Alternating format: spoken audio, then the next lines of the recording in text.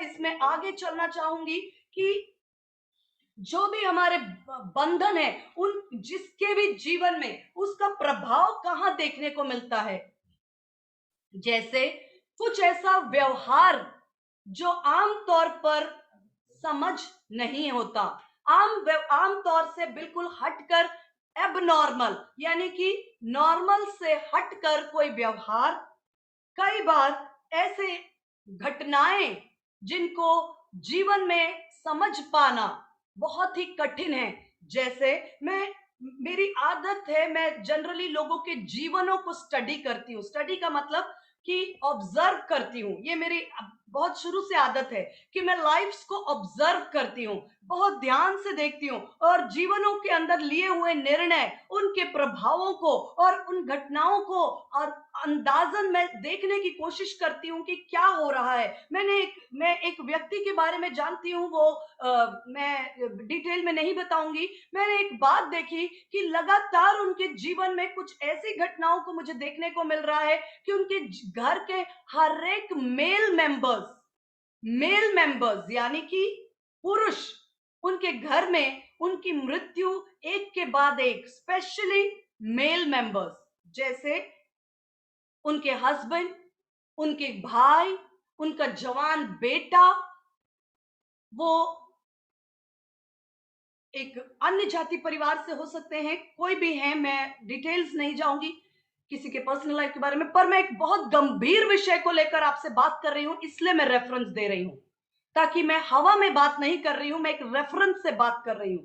जब मैंने देखा कि कितनी भी विपत्ति आई, स्त्री जो उनके परिवार में है वो बच जाते हैं, लेकिन उस स्त्री के जीवन में जितने पुरुष थे, चाहे वो उनका हस्बैंड या उनका खुद का भाई, उनके फादर, उनका बेटा जो मात्र 38 इयर्स का था, विद इन मतलब एक के बाद एक के बाद एक लगातार 3 साल के अंदर, मैंने कहा ये स्वाभाविक नहीं हो सकता, ये स्वाभाविक नहीं हो सकता, हम इसे स्वाभाविक नहीं, ये इस तरह की जो ट्रेजेडीज हैं इनको हम इग्नोर या नजरअंदाज नहीं कर सकते। कोई ना कोई जड़ें जाकर अंधकार की सामर्थ्य में जुड़ती हैं, जो प्रबल हो रही हैं, जो प्रभावशाली हो रही हैं। मैंने ऐसे किसी और से बात, मुझे पता चला था, एक बहन ने मुझसे शेयर किया कि उनके परिवार में इस तरह की ट्रेजेडीज लेडीज के साथ हो रही थी, एक के बाद एक के बाद एक स्त्रियों के जीवन में। इस तरह की घटनाओं को हम नहीं कह सकते कि यह स्वाभाविक है। फिर श्राप, जुए, बंधन और एंटी क्राइस्ट लाइफस्टाइल यानी कि ये ख्रिस्त विरोधी जीवन का जीने का तरीका, ये सारी बातें जब हमें देखने को मिलती हैं, तब कहीं ना कहीं इन बातों को हमें ट्रेस बैक करना पड़ता है। क्योंकि मैं एक बात आपको बताना चाहती हूं, मैं किसी प्रकार की जल्दी में नहीं हूं। मैं उनके लिए मैं आपके लिए धन्यवाद देती हूं, उन लोगों के लिए जो लगातार स्टडी को ज्वाइन करके अटेंड कर रहे हैं, क्योंकि जो कंटिन्यू कर रहे हैं उनको एक मैं विश्वास करती हूँ आप एक ट्रांसफॉर्मेशन और एक पावरफुल चेंज की तरफ आप प्रतिदिन आप एक यात्रा में बढ़ते जा रहे हैं। और मैं आपको बताऊं, इस हमारे मसीही समाज के अंदर दो तरह की टीचिंग्स बहुत ज्यादा है जो एक्सट्रीम में है।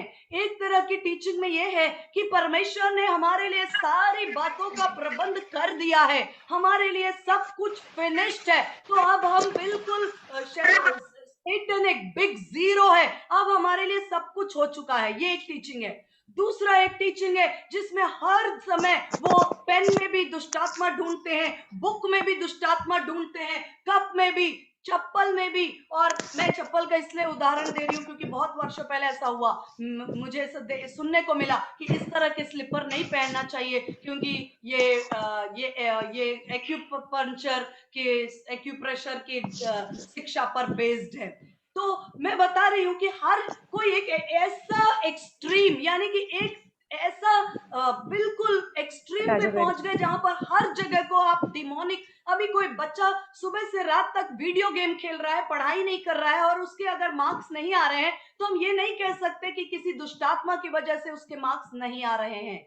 उसी बच्चे को अगर समझाया जाए, अगर वो पढ़ाई में अपने 2 से 4 घंटे स्पेंड करे, तो उसके रिजल्ट्स आएंगे। हर एक बात को वहां ट्रेस नहीं किया जा सकता।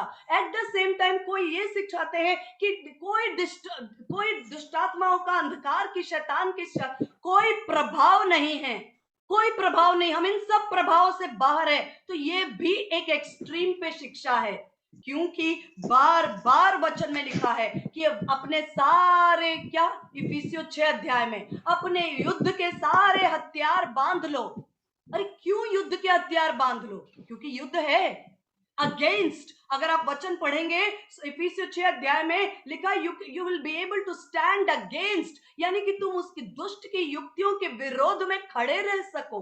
यानी कि युक्तियां वो करता है, युक्तियां वो करता है। हमें उद्धार का टोप और सत्य से अपने कमर को बांधने की, हाथ में वचन की तलवार की और झिलम की आवश्यकता है। पौलुस कहता है तिमोथी से, पहला तिमोथी 1:18, यदि आप नोट करते, समय को मैं कम लेना चाहती हूं इसलिए मैं खुद बोल रही हूं। पहला तिमोथी 1:18 में पौलुस कहता है, ए तिमोथी, तू एक अच्छी युद्ध और अच्छी कुश्ती को लड़ना। क्यों? क्योंकि तेरे ऊपर प्रोफेसी है, तेरे ऊपर परमेश्वर का वचन आकर ठहरा है, तेरे ऊपर भविष्यवाणी है। अच्छा होगा, मैं एक बार पढ़ना चाहूंगी उस वचन को। मैं समझती हूं मैं किसी से बात कर रही हूं। पहला तिमोथी उसका पहला अध्याय 18 वचन। हे पुत्र तिमोथियस, उन भविष्यवाणियों के अनुसार जो पहले तेरे विषय में की गई, ध्यान से सुने, हे मेरे पुत्र तिमोथी, उन भविष्यवाणियों के अनुसार जो पहले तेरे विषय में की गई थी, मैं ये आज्ञा सौंपता हूं। आज्ञा है, ये चॉइस नहीं है, ऑप्शन नहीं है, ये कमांडमेंट है। आज्ञा सौंपता हूं, पौलुस कहते हैं, क्योंकि पौलुस तिमोथी के आत्मिक पिता थे। क्षमा कीजिएगा, आज मेरे गले में कुछ असुविधा मैं महसूस कर रही हूं। एनीवे, मैं ये आज्ञा सौंपता हूं कि तू उनके अनुसार अच्छी लड़ाई को लड़ते रहे। कि तू उनके अनुसार, किसके अनुसार? उन भविष्यवाणियों के अनुसार जो पहले से तेरे विषय में की गई हैं, मैं ये आज्ञा सौंपता हूं कि तू उनके अनुसार अच्छी लड़ाई को लड़ता रहे, विश्वास और अच्छे विवेक को थामे रहे, जिसे दूर करने के कारण कितनों का विश्वास रूपी जहाज डूब गया।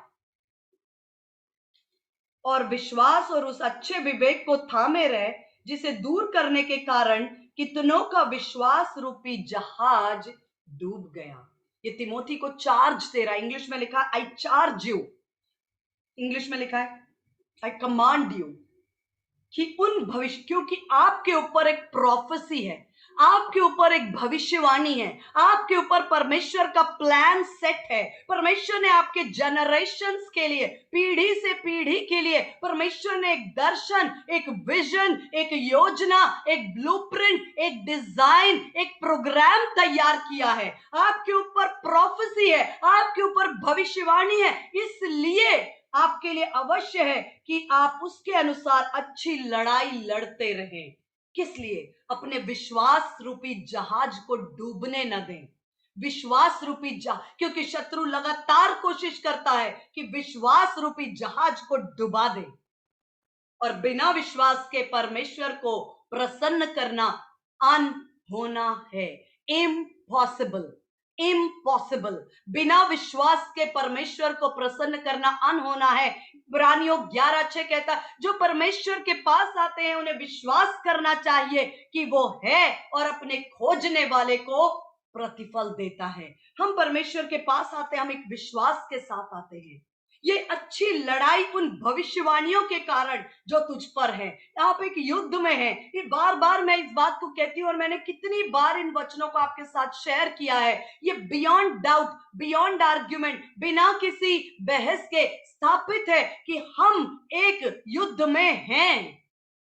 हम एक, कहना चाहिए कि लापरवाह होने के लिए हम अफोर्ड नहीं कर सकते। हमारी ओर से किसी तरह की लापरवाही मैं नहीं कह रही हूं कि हमें डर के जीने की जरूरत है।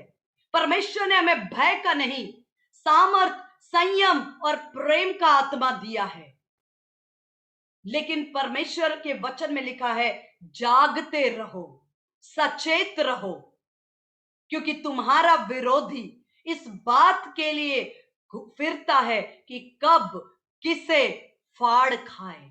वो अवसर देख रहा है, वो अवसर देख रहा है कि कब किसे। मैं अपनी मर्जी से नहीं बोल रही हूं, पहला पत्रस में लिखा है ये वचन। तुम्हारा विरोधी इस बात का अवसर देख रहा है कि वो कब किसे फाड़ खाए। जागते रहो।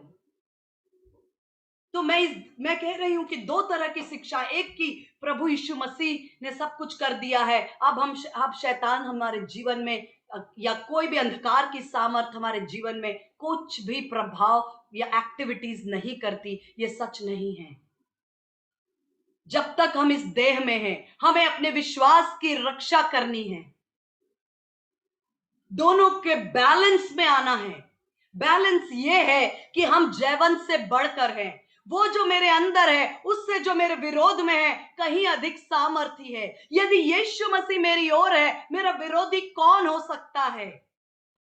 मसीह यीशु में मेरा जीवन बचाया गया, जिलाया गया। उसने मुझे स्वर्गीय स्थानों में ऊंचाइयों पर बिठाया, far above all principalities and powers. मुझे स्वर्ग में अपने साथ बिठाया है। मुझे अधिकार दिया, सांपों और बिच्छुओं को रौंदने का अधिकार दिया है। सांप और बिच्छू हैं जिन्हें रौंदने का अधिकार मुझे और आपको दिया गया है। हालेलुया। तो इन दोनों के बीच के कहीं वचन की शिक्षा बैलेंस्ड होनी चाहिए। अगर युद्ध नहीं है तो हमें युद्ध के हथियार बांधने को क्यों कहा जाता? एनीवे, मैं यहां से आगे बढ़ना चाहूंगी कि जब हम बात कर रहे हैं डिलीवरेंस यानी छुटकारे की, तो हमें पहले जानने की जरूरत है कि मैं बात कर रही थी कि जब कभी ये बॉन्डेजेस, बंधन या किसी प्रकार के जुए, एंटी क्राइस्ट लाइफस्टाइल, मसीह विरोधी चाल चलन और किसी प्रकार के अनएक्सप्लेन ट्रेजेडीज और किसी तरह के जुए, श्राप, बंधन, एबनॉर्मल बिहेवियर, अस्वाभाविक व्यवहार, अस्वाभाविक परिवार के अंदर घटनाएं देखने को मिलती हैं, तो हमें इस बात के लिए जागरूक होना है और उसकी जड़ तक जाना है। और जिस तरह से यीशु मसीह ने उस अंजीर के वृक्ष को जड़ से श्राप दे दिया, जड़ से श्राप दिया, अगले दिन जब चेलों ने कुछ घंटों के बाद देखा, बोला, अरे गुरु, आपने तो कल इसे श्राप दिया था, आज इसके पत्ते मुरझा गए। उसकी जड़ तक जाए समस्या के। श्रापित है वो हर एक कारण जो मसीह यीशु के विरोध में खड़े होने की कोशिश करता है। यीशु मसीह में, वचन में लिखा है, यीशु मसीह ने हमें व्यवस्था के श्राप से आजाद कर दिया है। हर एक श्राप से हमें छुटकारा दे दिया है। लेकिन वो छुटकारा मेरे और आपके जीवन में अनुभव में कैसे आएगा? अनुभव में कैसे आएगा? विश्वास के द्वारा, वचन के छुटकारे के द्वारा, विश्वास के द्वारा, वचन के द्वारा, अंगीकार के द्वारा, जानने के द्वारा और उस पर स्थिर रहने के द्वारा। जो श्रापों से यीशु मसीह ने मुझे छुटकारा दे दिया, वो छुटकारा मेरे शरीर में अनुभव में और स्थापित होने के लिए मेरा रोल है विश्वास, जानना, विश्वास करना और उस विश्वास में स्थिर बने रहना। हालेलुया। मैं बात कर रही हूं कि किस तरह से आज मैं, जो मेरे पास समय है उसके अंदर कुछ विषयों को मैं आज लूंगी। Operation activities, operation system of Satan, operation system या एक्टिविटीज, यानी कि किस तरह के कार्यों को बाइबल के अनुसार, कौन से कार्यों को करने के द्वारा शैतान हमारे जीवनों में रुकावट और अपने बातों को प्रभावित करता है। जो इनमें से कोई भी बात ऐसी नहीं जो अपने मन से कह रही हूं। हर एक वचन, अगर आप सीरियसली स्टडी कर रहे हैं, आप नोट करें, आप नोट करें। अगर आप हेडिंग लिखते हैं ऑपरेशनल सिस्टम या कार्य करने का तरीका, अंधकार की सामर्थ, उस सर्प, उस शैतान के कार्य करने का तरीका, हमारे पास वो अभी मेरा सब्जेक्ट नहीं है। और अगर प्रभु ने अनुग्रह दिया भविष्य में कभी कि उसका एक अपना ढांचा है, शैतान के राज्य का भी एक अपना ढांचा है, रैंकिंग है, हिरार्की, वो चीजों पे अभी मैं नहीं जाना चाहती क्योंकि वो मुझे अनुमति नहीं लग रही अंदर से। अभी मैं जो जो लग रहा है मैं वही बात करूंगी। भविष्य में कभी अनुग्रह मिला तो वो बातें। ऑपरेशनल सिस्टम, ऑपरेशनल सिस्टम का मतलब है शैतान के कार्य करने का तरीका। कौन कौन से तरीके?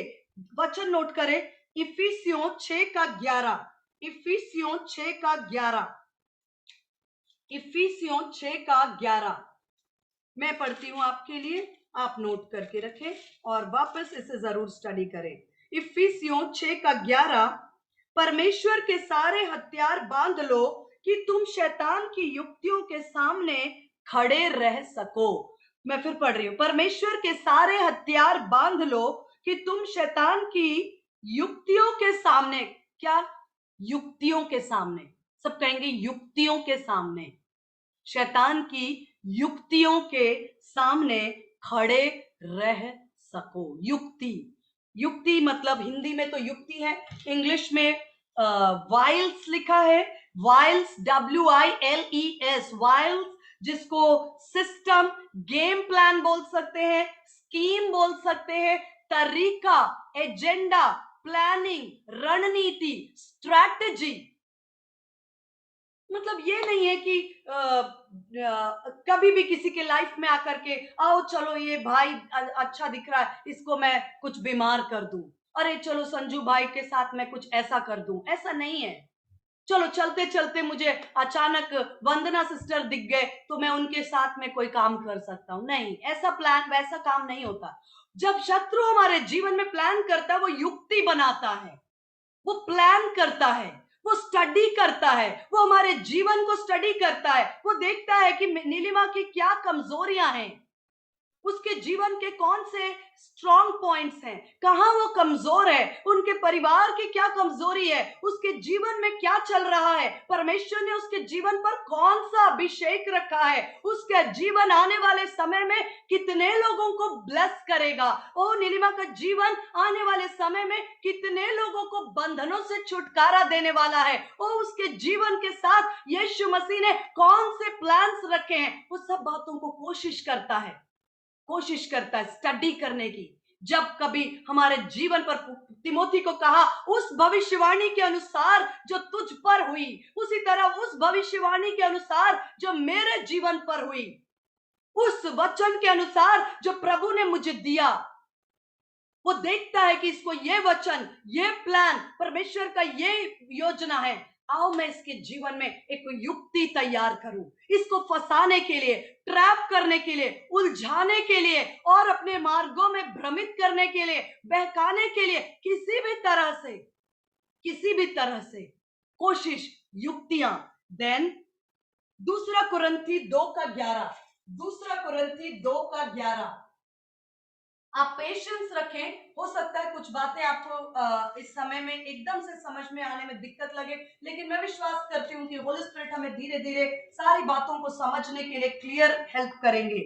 दूसरा कुरिन्थी 2:11,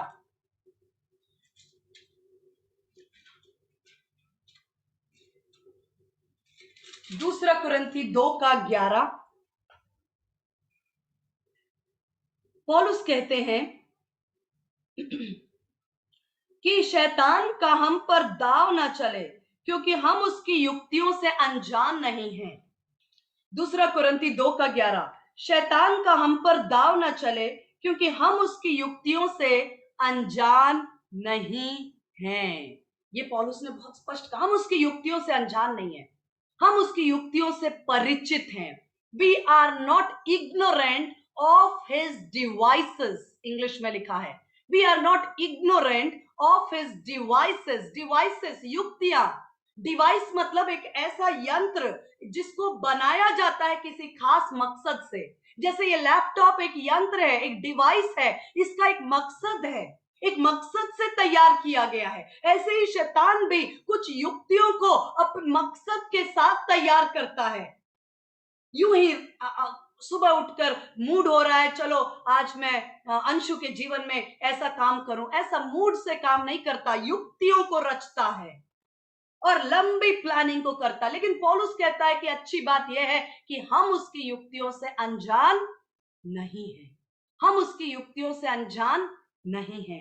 तो डिवाइसेस जिसके द्वारा वो काम करना चाहता है, जैसे पहला काम उसका जो पहला मतलब कुछ काम जो मैं लिस्ट कर रही हूं आपको, मैं सोचती हूं कि मैं एक्सपोज कर रही हूं। हम बहुत सी घटनाएं मेरे जीवन में और आपके जीवन में चल रही हैं, हम जीवन को जी रहे हैं और बहुत कुछ हमारे आसपास, हमारे लोगों में, हमारे जीवन में हो रहा है घटनाएं। लेकिन कहीं उस घटनाओं को अगर हम स्पष्ट समझ जाएं तो हमें रास्ता भी पवित्र आत्मा दिखा रहे हैं। हालेलुया। कौन से तरीके से वो काम करता है, उसकी युक्तियां हैं और उसके स्कीम्स हैं, प्लान्स हैं। कुछ कार्य जिसके द्वारा वो कार्य करता है। नंबर 1, वो फाइट करता है। प्रकाशित वाक्य 12 का 7, वो युद्ध करता है। प्रकाशित वाक्य उसका 12 का 7 मैं आपके लिए पढ़ती हूं। प्रकाशित वाक्य 12 का 7।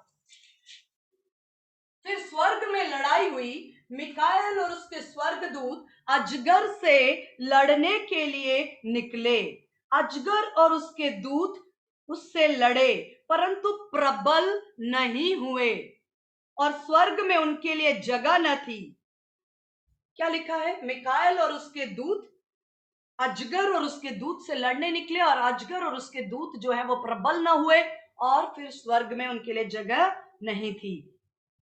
दूसरा, वो रोकने की, रुकावट को क्रिएट करता है, रोकने की कोशिश करता है। हमारे प्लान्स को डीले करना, देरी, रुकावट। कई बार परमेश्वर हमें एक प्रोसेस में लेकर जाते हैं, वो अलग है। प्रक्रिया और देरी में फर्क होता है। प्रक्रिया प्रोसेस है, जैसे एक बच्चे का गर्भ में आना और उसके बाद 9 महीने तक उसका गर्भ में एक एक हड्डी हड्डी करके उसके हार्ट बीट, उसके नर्व्स, उसका ब्रेन, उसके अंगों का तैयार होकर के पूरी तरह से मैच्योर होकर के और जो तय सीमा है उसमें वो जन्म लेता है। ये प्रोसेस है, ये प्रक्रिया है। लेकिन डीले यानी कि बिना किसी कारण के ही जो ब्लेसिंग, जो जॉब, जो आशीष, जो बिजनेस, जो करियर, जो भी बातें आपका भाग है, उसे आप तक पहुंचने में रोकने की कोशिश। फिर से देखेंगे पहला थिस्सलुनीकियों 2 का 18। पहला थिस्सलुनीकियों उसका 2 का 18। मैं वचन के साथ इसलिए बता रही हूं क्योंकि आपको वचन जानना और वचन के साथ इन बातों को लेना बहुत ही आवश्यक है। पहला थिस्सलुनीकियों 2 का 18। इसलिए हमने, ये पौलुस कह रहे हैं, ध्यान से सुने, पौलुस का स्टेटमेंट है। इसलिए हमने, अर्थात मुझ पौलुस ने एक बार नहीं वरन 2 बार तुम्हारे पास आना चाहा परंतु शैतान हमें रोके रहा। मैं फिर पढ़ती हूं। पौलुस कहते हैं, पहला थिस्सलुनीकियों 2 का 18। इसलिए हमने, अर्थात मुझ पौलुस ने एक बार नहीं वरन 2 बार तुम्हारे पास आना चाहा परंतु शैतान हमें रोके रहा। रोकना, रोकने की कोशिश करना, वो आपकी ब्रेक थ्रू को रोकने की कोशिश करता है, आपके छुटकारे को रोकने की कोशिश करता है।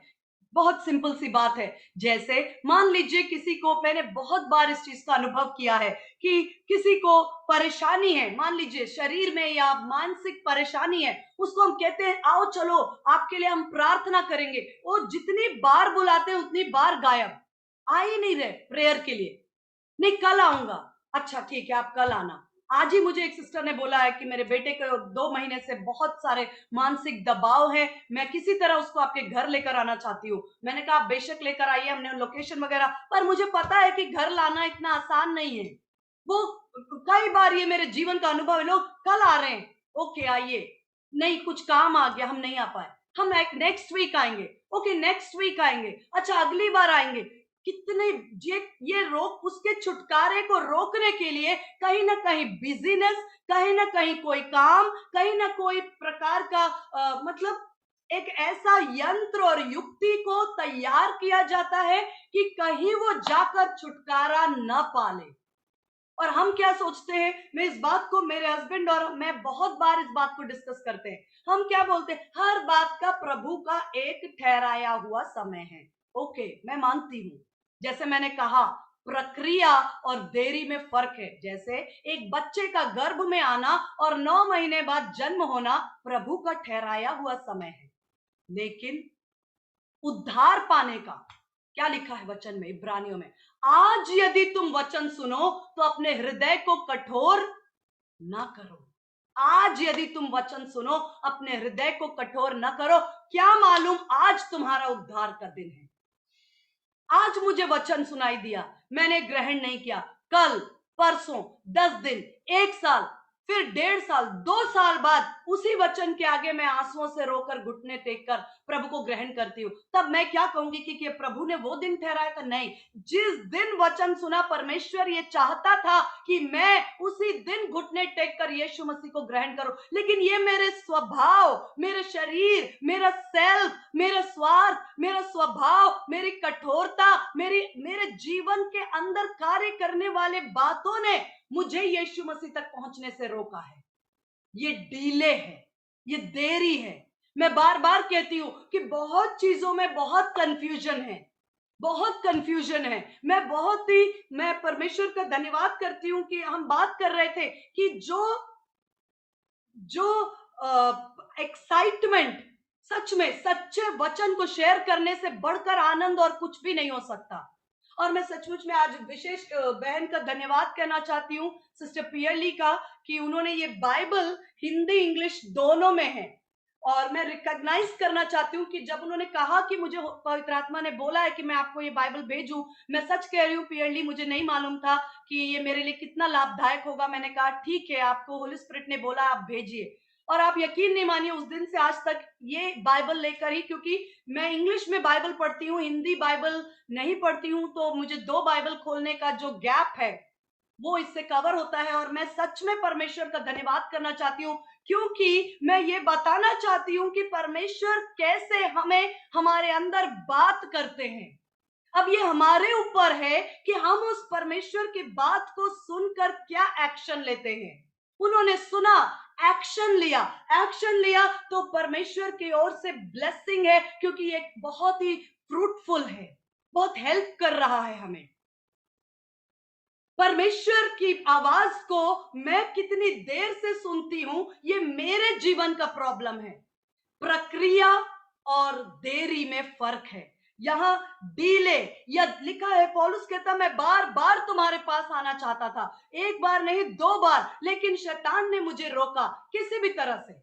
कभी ट्रैफिक जैम हुआ होगा, कभी कोरोना आ गया होगा, कभी फ्लाइट बंद हो गई, कभी जहाज बंद हो गया, कभी और कोई बात, कभी और कोई बात, कोशिशें। तीसरी बात, झूठ। ये एक बहुत ही पावरफुल टीचिंग है। झूठ, उसका पहला तरीका मैंने क्या बताया, वो फाइट करता है, वो हमसे युद्ध करता है, हमारी प्रोफेसी, हमारे विश्वास के विरोध में युद्ध करता है। उसका एकमात्र योजना है किस तरह से इसका विश्वास का जहाज डूब जाए, किस तरह से इसका विश्वास का जहाज डूब जाए। वो हमारे विश्वास के जहाज को डुबाने के लिए चारों तरफ से युक्तियों को तैयार करता है, निराशा को लाने की कोशिश करता है, फाइट करता है। दूसरा, रोकने की कोशिश करता है। तीसरा, झूठ बोलता है, ये उसका प्रिय काम है। यूहन्ना 8 का 44, जॉन 8:44 मैं पढ़ रही हूं। यूहन्ना 8 का 44, यूहन्ना 8:44, यूहन्ना 8 का 44। यीशु ने उनसे, 42 से पढ़ रही हूं मैं। यूहन्ना 8 का 44 है, मैं 42 से पढ़ रही हूं। 44 है पर मैं 42 से पढ़ रही हूं। यीशु ने उनसे कहा, यदि परमेश्वर तुम्हारा, ये किससे बात कर रहे हैं आपको पता है? सदूकी और फरीसियों से, उस समय के धर्म गुरुओं से। उस समय के जो धर्म गुरु, शिक्षाविद और जिन्होंने सब कुछ इब्रानी भाषा को जानते थे, तोरा को जानते थे, परमेश्वर के वचन को उन्होंने सीख लिया था, सारे व्यवस्था नियम उनको उंगलियों पर रटे हुए थे, सारा ज्ञान रखने वाले लोगों से यीशु मसीह बात कर रहे हैं। वो कहते हैं, यदि तुम परमेश्वर तुम्हारा पिता होता तो तुम मुझसे प्रेम रखते, क्योंकि मैं परमेश्वर की ओर से आया हूं। मैं अपने आप से नहीं आया, परंतु उसी ने मुझे भेजा। तुम मेरी बातें क्यों नहीं समझते? इसलिए कि तुम मेरा वचन नहीं सुन सकते। तुम अपने पिता शैतान से हो और अपने पिता की लालसाओं को पूरा करना चाहते हो। वह तो आरंभ ही से हत्यारा है, वो तो आरंभ ही से हत्यारा है और सत्य पर स्थिर न रहा, क्योंकि सत्य उसमें है ही नहीं। क्या कहा? कि उसमें सत्य है ही नहीं। वह झूठ बोलता है तो वो स्वभाव ही से बोलता है, क्योंकि वो झूठा है, वरन झूठ का पिता है।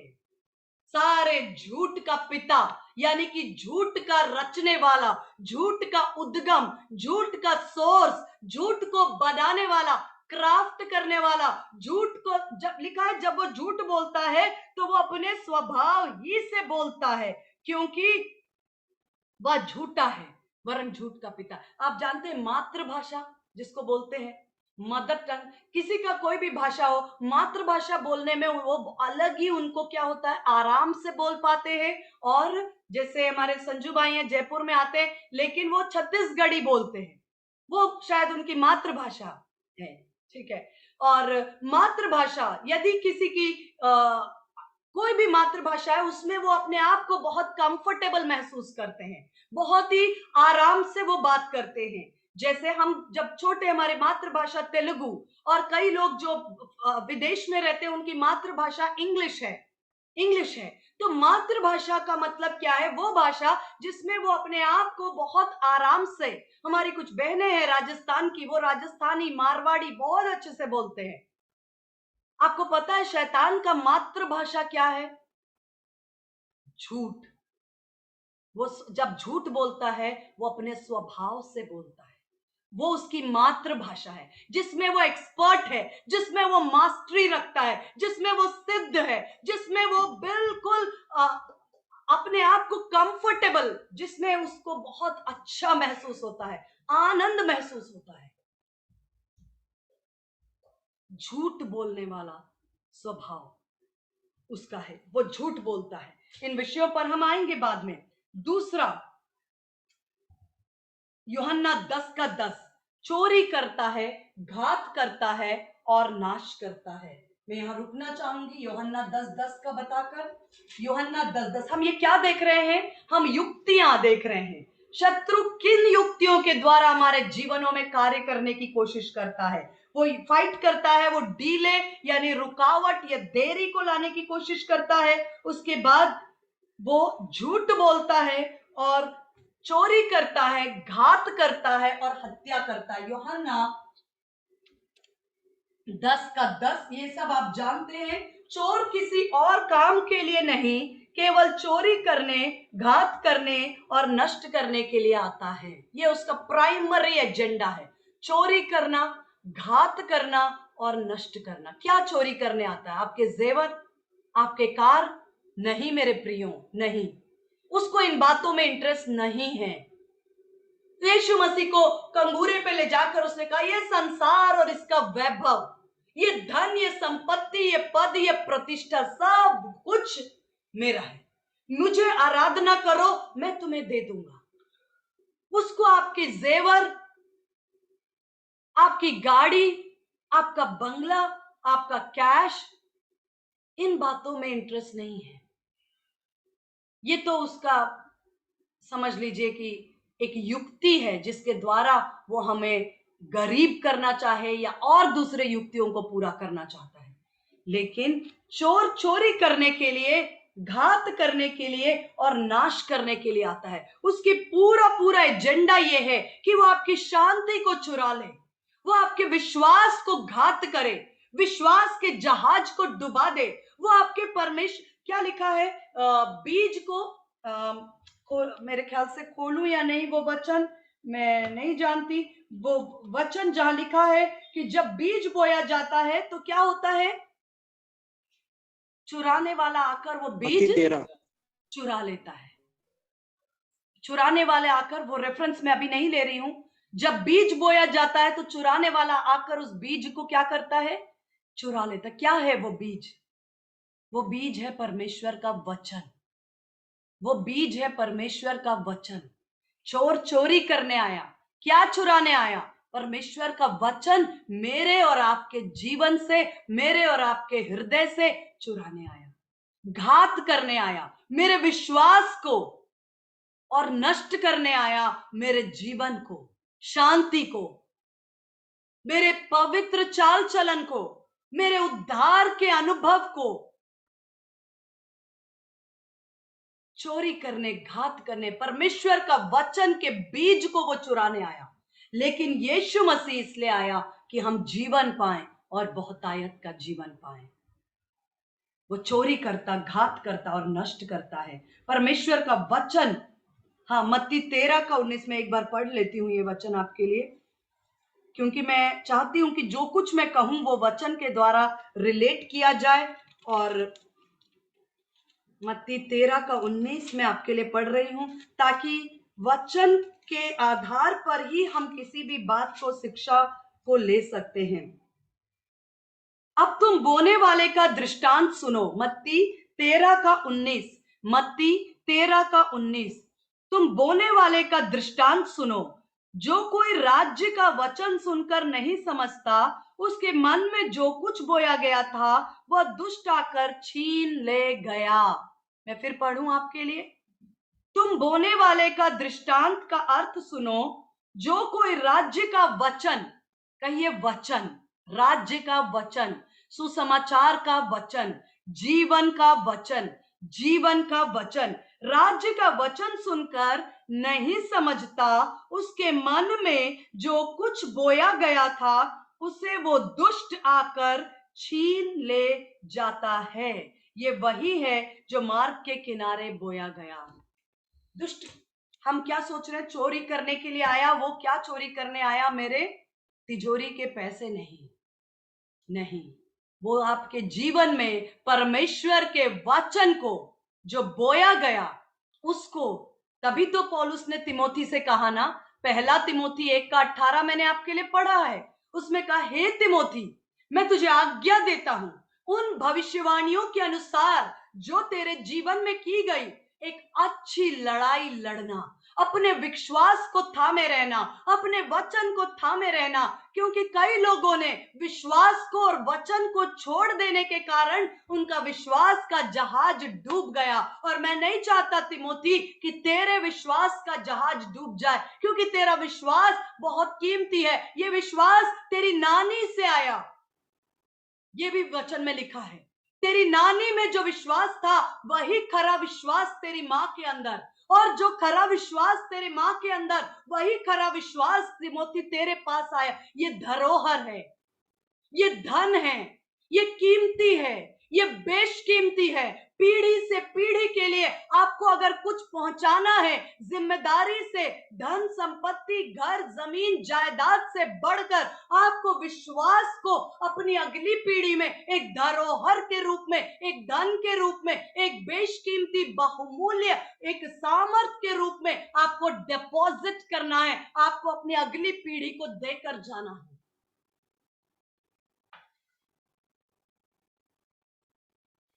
वो हमारे जीवन में विश्वास को, वचन को चुराने आता है। मैं इन बातों को जब आपके साथ बांट रही हूं, मैं चाहती हूं कि मैं यहां रुकूं, और मैं चाहती हूं हम 2 से 3 मिनट हर एक व्यक्ति इस बात का मनन करे कि क्या ये वचन मेरे जीवन से बात कर रहा है। अगले हफ्ते परमेश्वर ने हमें अनुग्रह किया, पवित्र आत्मा यदि हमारे जीवन को बेहतर लेवल्स पर ले जाने के लिए हम फिर से मिलते हैं, तो मैं आपसे बात करूंगी। 1-2 और बातें हैं डिसेप्शन के विषय में, धोखे की आत्मा के विषय में, और कुछ विषय में, उसके बाद कि हम इस युक्तियों से कैसे बचें। क्योंकि समस्या का कितना भी वर्णन किया जाए, जब तक बचाव न सीखें तब तक कैसे लाभ होगा। मेरे हस्बैंड हमेशा बोलते हैं कि समस्या का वर्णन करना और बचाव के तरीके न सीखना एक ऐसे ऑपरेशन के समान है जिसमें किसी को ऑपरेशन से खोल दिया लेकिन वापस से उसको स्टिच करके सिला नहीं गया, है ना। तो प्रभु हमें अनुग्रह दे कि हम कैसे, कौन से हथियार परमेश्वर ने हमें लैस किए हैं, कैसे हम अपने आत्मिक हथियारों को लेकर युद्ध में खड़े हो जाएं, कैसे हम उसके डीले की आत्मा को ब्रेक करें, देरी की आत्मा को, कैसे हम उसके साथ चुराने वाली बातें जो जुड़ी हैं, कैसे हम अपने वचन की विश्वास की रक्षा करें, कैसे हम धोखे की आत्मा से बाहर आए, कैसे हम शत्रु पर जयवंत हो, क्योंकि वचन कहता उठ प्रकाशमान हो क्योंकि तेरा प्रकाश आया है। राजा तेरे प्रकाश की ओर, अन्य जाति तेरे प्रकाश की ओर आएंगे। तुम उठते हो इसलिए नहीं कि तुम बहुत देर से बैठे हो, तुम इसलिए उठते हो क्योंकि तुम्हारा प्रकाश तुम पर उदय हुआ। आज अगर आप में से कोई भी किसी भी दशा में शत्रु ने नीचे करके रखा है, आपका उठना तय है, आपका खड़ा होना निश्चित है, क्योंकि आपका वचन, आपका प्रकाश आ चुका है। उठ प्रकाशमान हो क्योंकि तेरा प्रकाश आया है।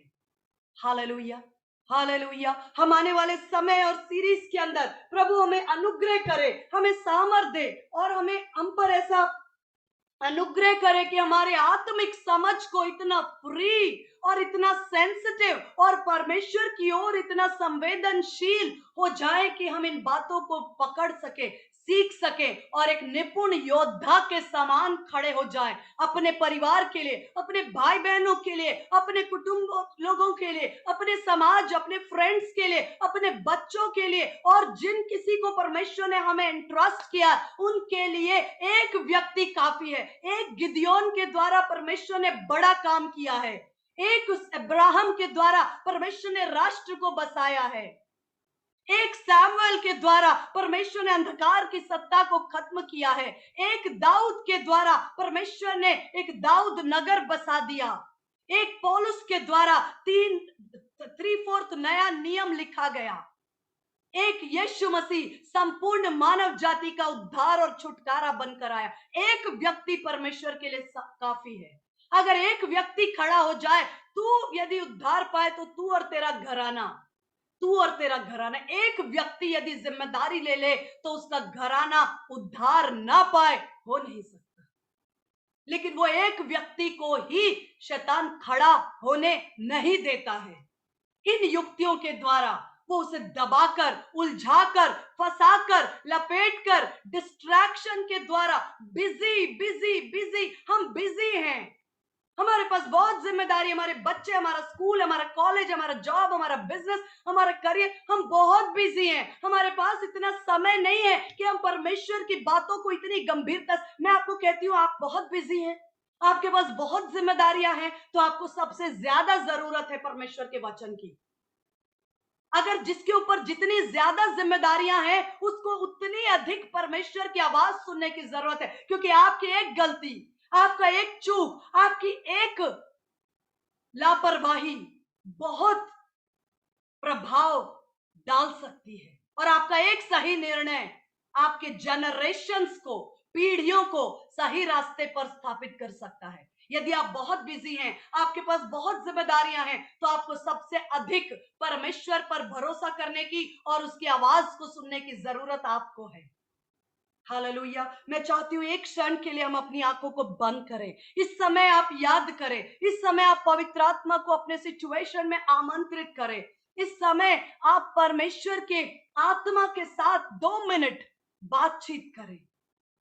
जो आपके हृदय में है वो कहिए, जो आप चाहते हैं वो बात करिए। ये समय आपका है। मैं नहीं चाहती कि हम एक फॉर्मल मीटिंग करें, मैं चाहती हूं कि हम रियल ट्रांसफॉर्मेशन के बारे में अनुभव में आ जाएं।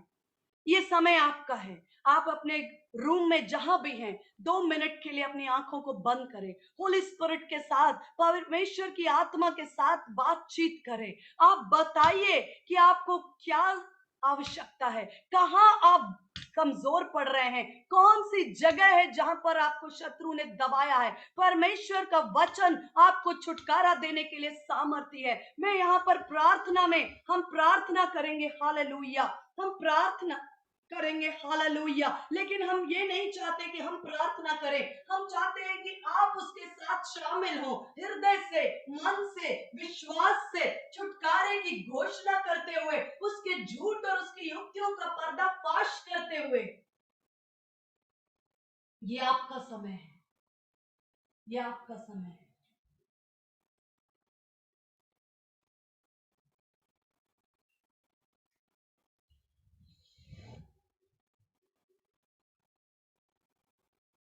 आइए प्रार्थना करें, प्रभु का धन्यवाद करें, उसका जो वचन हमारे पास पहुंचा है उसके लिए हम शुक्र करते हैं, धन्यवाद देते हैं कि यीशु मसीह ने हमें बुद्धि और प्रकाश का आत्मा दिया है और शैतान की हर एक युक्तियों को समझने के लिए प्रभु हमें बुद्धि देता है और उससे बचाता है। और उसका वचन कहता है वह तेरे पाँव को फंदे में फंसने ना देगा। प्रभु हम धन्यवाद करते हैं, यीशु मसीह के नाम से तेरे चरणों में आते हैं खुदावंद इन वचनों के लिए। आज का जो वचन बोया गया प्रभु हर एक जीवन में वो फलदार हो प्रेम पिता परमेश्वर, और हर एक प्रेम पिता परमेश्वर अपने जीवन की उलझनों से, शैतान की युक्तियों से निकल कर बाहर आ सके खुदावंद। जो किसी प्रकार के अंधकार के कार्यों में है प्रेम परमेश्वर, यीशु के नाम से सारे बंधनों को हम तोड़ देते हैं। यीशु के नाम से शैतान की हर एक युक्तियां इनके जीवन के खिलाफ जो बनाता है, हम यीशु मसीह के नाम से उसे तोड़ देते हैं। यीशु के नाम से दूर होने की आज्ञा देते हैं, क्योंकि तेरा वचन कहता है जितने हथियार तेरी हानि के लिए बनाए जाए उनमें से कोई भी सफल ना होगा। देख मैं तेरे संग हूँ, तू मत डर, मैं तेरे संग हूँ, तू कहता है प्रेम पिता परमेश्वर। हालेलुया। तू हमारा महायाजक भी है प्रभु परमेश्वर, और हमारा सेनाओं का यहोवा भी तू है प्रेम पिता परमेश्वर, जो हमारी ओर से लड़ता है प्रभु। और जिस युद्ध को तू लड़ता है खुदावन, वो युद्ध कभी हारा नहीं जाता। तूने ऐसे एक युद्ध में हमें खड़ा किया है जो पहले ही जीता जा चुका है खुदावन। हालेलुया। और हमारा परमेश्वर सारी बातों पर तू जयवंत है खुदावन। शैतान को तू हमारे पांव तले कुचलवा देता है खुदावन। हम धन्यवाद देते हैं। हम में से हर एक खुदावन तेरे वचन की सामर्थ्य से भरता जाए खुदावन, और प्रभु और शैतान का सामना तेरे वचन की तलवार से करने पाए खुदावन। तेरा शुक्र करते, धन्यवाद देते, सब बातों को तेरे हाथों में सौंपते हैं। हमारी संगति पर तेरी आशीष हो प्रभु परमेश्वर, और प्रभु हम तेरे ज्ञान में, समझ में बढ़ते जाएं। हमारे मन की आंखें ज्योतिर्मय हो प्रभु। तेरा धन्यवाद हो प्रभु परमेश्वर। जितने लोग यहाँ पर जुड़े सबके लिए हम धन्यवाद करते हैं। सबको तू भला चंगा तंदुरुस्त रख खुदावन, शैतानी युक्तियों से बचाए रख। यीशु मसीह के नाम से मांगते हैं, आमीन।